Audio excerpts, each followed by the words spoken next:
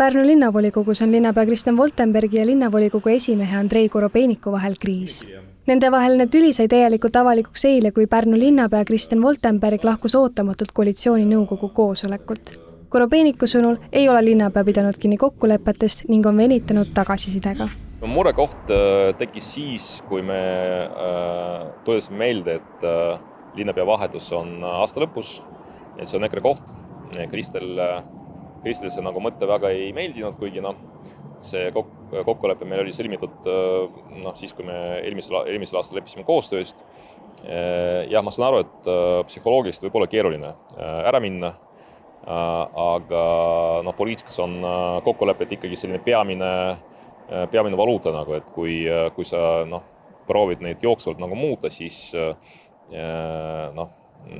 sinu ususkriis väga palju alles ei jää. Olenemata korduvatest püüdlustest ei õnnestunud TV3 uudistel Kristel Woltenbergiga täna rääkida. Woltenbergi koalitsioonikaaslane Jaana Ristimets lükkab Korobeiniku süüdistused tagasi. Saan siia lisada veel vaid seda, et tänases ajakirjanduses on väga palju erinevat infot ja ka sellist infot kahjuks, mis siis on väärinfo, mis ei vasta tõele. Kahjuks Korobeiniku väitnud erinevaid asju, mis täna kohe kindlasti mitte ei vasta tõele, alates lennujaama teemadest kuni selleni välja, et linnapea ei ole erinevaid kokkuleppeid pidanud. No ega seal väga midagi muud tegelikult ette heita ei olegi, kui see, et ei saa öelda, et me ei ole kokkuleppeid pidanud, oleme pidanud. Kui on olnud probleeme, siis erinevad 5 osapoolt ongi väga keeruline, aga kõik need probleemid on lahendatud ja see üks ja konkreetne kokkulepe, millest tegelikult väga palju täna on räägitud, on justkui see, et Kristel andis justkui lubaduse kandideerida Keskerakonna nimekirjas Riigikogu valimistele, aga seda ei ole tegelikkuses mitte kuskile ei kirjalikult, ei suuliselt kinnitatud ja see on see, mida meile põhiliselt täna ette heidetakse. Korobeini kritiseerib, et sellise suhtumisega, nagu oli linnapea viimasel koalitsiooninõukogul, ei saa koalitsioon tõhusalt toimida. Lisaks olevat Kristel Woltenberg tähendabini ühte lubanud, pärast aga teist teinud. Vaimustuses praegusest olukorrast ei ole Pärnus keegi.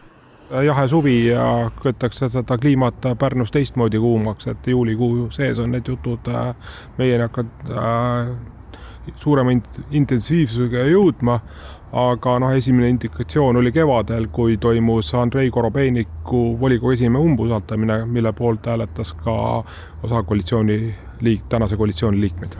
Kuigi täna tülitsetakse lubaduste ja kokkulepete pärast, siis eilse linnapea ruumist lahkumise põhjustas üleüldse arutelu Pärnu lennujaama saatuse üle. Kas Pärnu linn on nüüd täielikult tülis?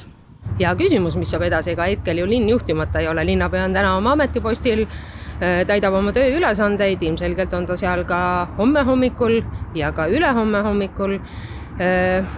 Eks paistab, mis tulevik toob, kas leitakse uued osapooled, kes istuvad maha ja hakkavad rääkima uuest koalitsioonist või mine sa tea, tuleb suur leppimine, ega sedagi tea.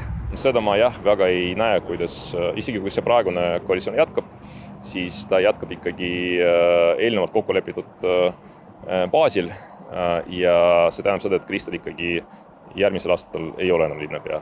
Aga kui see laguneb, siis ma kahtlustan, et ta ei ole linnapea enam väga varsti, sellepärast et ma ei usu, et teised partnerid pakuvad talle linnapea kohta.